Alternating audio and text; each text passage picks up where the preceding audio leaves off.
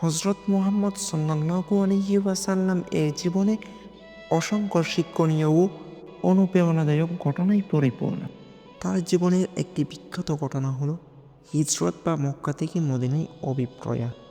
এই ঘটনাটি ইসলামের ইতিহাসে অত্যন্ত গুরুত্বপূর্ণ।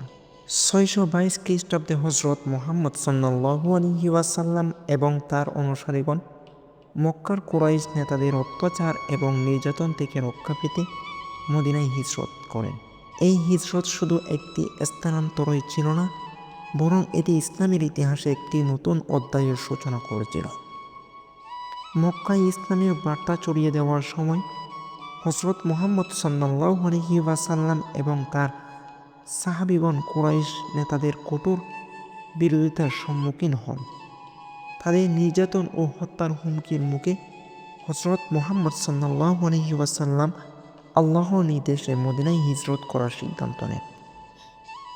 হিজরতের রাতে কুরাইশ নেতারা হজরত মুহাম্মদ সাল্লাল্লাহু আলাইহি ওয়াসাল্লামকে হত্যা করার পরিকল্পনা করেছিল। তারা তার বাড়ি ঘিরে ফেলে এবং তাকে হত্যা করার জন্য লোক নিয়োগ করে।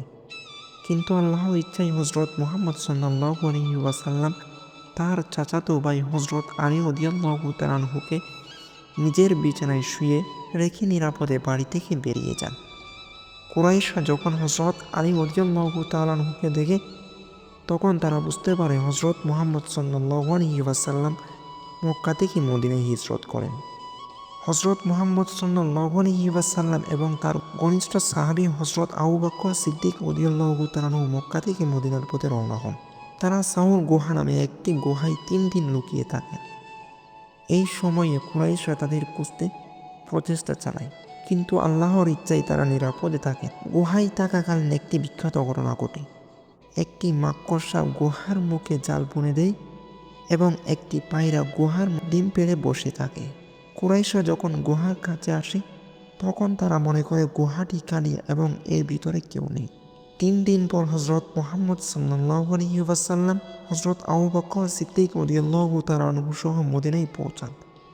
সেখানে তাদের স্বাগত জানানো হয় এবং ইসলামী রাষ্ট্র প্রতিষ্ঠার পথ সুগম হয়।